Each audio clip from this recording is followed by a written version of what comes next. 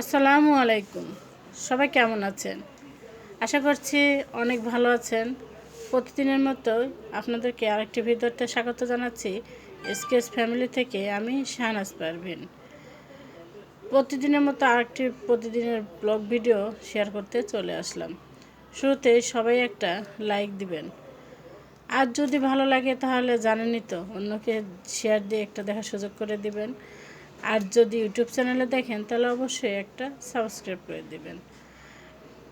তা আমি তো আপনাদের সাথে কথা বলতে বলতে কিন্তু আমার রান্নাটা শুরু করে দিয়েছি।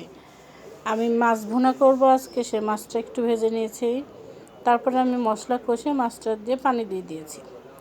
আর এখানে আমি যে পাশের চুলায় আলু ভাজি করছি। আলু ভাজিটা আমার হাজব্যান্ডের আর আমার ছেলের খুবই পছন্দ, সেজন্য ওদের জন্য স্পেশালি আলু ভাজিটা করছি।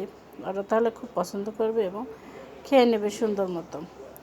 আর আমার জন্য আমি আজকে একটু ডুমুর রান্না করব। এই ডুমুরটা আমি ফ্রোজেন করে রেখেছি। তো প্রথমে আমি তো আলুটা কিন্তু একটু তেলে লবণ হলুদ দিয়ে ভেজে নিয়েছি।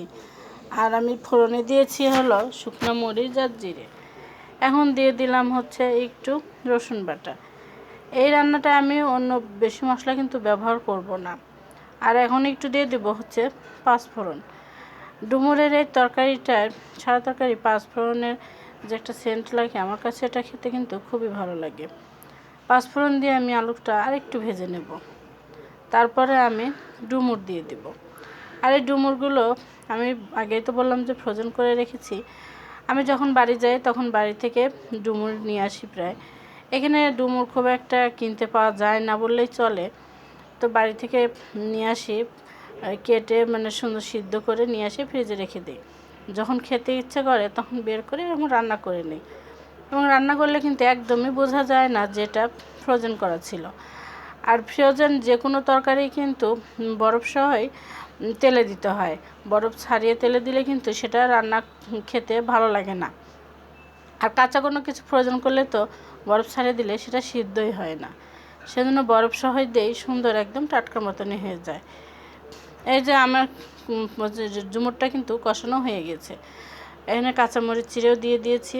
দিয়ে আমি এখন একটু পানি দিয়ে দেবো। এটা তো সিদ্ধ করাই আছে, সেজন্য পানিটা আমি বেশি দেবো না, অল্প দেবো। পানিটা আমি ঝোলও রাখবো না, এটাতে একদম গামাখা করব। এরকম খেলেই ডুমুরটা বেশি ভালো লাগে। এই যে আমার ডুমুরটা কিন্তু হয়ে গেছে, এরকমই আমি নামিয়ে নেব। আর যেটুকু ঝোল দেখা যাচ্ছে এটুকু যেহেতু আলু আছে, আলুটাতে টেনে নেবে। এ পর্যায়ে আমি দিয়ে দিলাম একটু গরম মশলার গুঁড়ো। গরম মশলার গুঁড়োটা একটু সুন্দর করে মিশিয়ে নিচ্ছি। আমার ডুমুরটা কিন্তু রেডি। এখনকার মরিচের খোসাগুলো অনেক শক্ত, পুরু, মানে গলতেই চায় না। তা আমি মরিচ দিয়ে এভাবে আবার দেখা যায় যে উপর থেকে উঠিয়ে ফেলে দিই।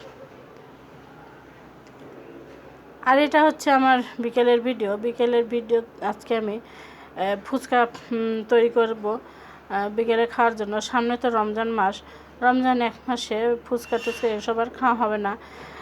ছোয়াদের আবার ফুচকাটা খুবই পছন্দ, সেজন্য ভাবলাম যে রোজা শুরুর আগে ওকে আমি একদিন ফুচকাটা বানিয়ে দিই, তাহলে ও বেশি খুশি হবে। তো আমি তো ফুচকার পুরটা আগে রান্না করে নিয়েছি, তারপরে এখন আমি ফুচকাগুলো ভেজে নিচ্ছি। আর ফুচকাটা বাইরে খুব একটা খাই না বললেই চলে, মানে খুবই কম। আমার কাছে নিজে ঘরে তৈরি করে ফুচকা খাওয়াটাই বেশি ভালো লাগে। বাইরে একবার আমি এক জায়গায় বেড়াতে গিয়েছিলাম, সেখানে ফুচকা খেয়েছিলাম কিনে। দামটাও নিয়েছিল আমাদের কাছে অনেক বেশি, এবং টকটা যে এত বিশ্রী একটা গন্ধ লেগেছিল আমার কাছে, কি বলবো। তারপরে থেকে তো আমি আর বাইরে ফুচকা কিনে খাই না, বাসায় নিজে তৈরি করে খাই। এই তো ভেজে নিয়েছি এবং সব কেটে নিয়েছি। এখানে ধনিয়া পাতা, শসা, ডিম নিয়েছি, কাঁচামরিচ, বিট লবণ আছে, আবার স্পেশাল একটা মশলা আছে। আর এই যে তেঁতুল টক, এর মধ্যে সামান্য পরিমাণে দিয়েছি চিনি, লবণ আর এই যে শুকনো মরিচ। টকটা কিন্তু অনেক মজা হয়েছে, দেখতেও কিন্তু অনেক সুন্দর লাগছে টকটা। আর তার সঙ্গে তো পুর আছেই। আর হচ্ছে ফুচকা, চটকা বসে ফুচকা কিন্তু বানিয়ে দিতে হবে না, ও নিজে নিজেই বানাবে আর খাবে, এবং আমাকে আর ওর আব্বুকেও কিন্তু ওই বানিয়ে দেয়। তো আমরা এখন বিকেলের নাস্তাটা একদম জমিয়ে করি। সবাই ভালো থাকবেন। আজ এই পর্যন্তই। পরবর্তী ভিডিও দেখার জন্য আমন্ত্রণ রইল। আল্লাহ হাফেজ।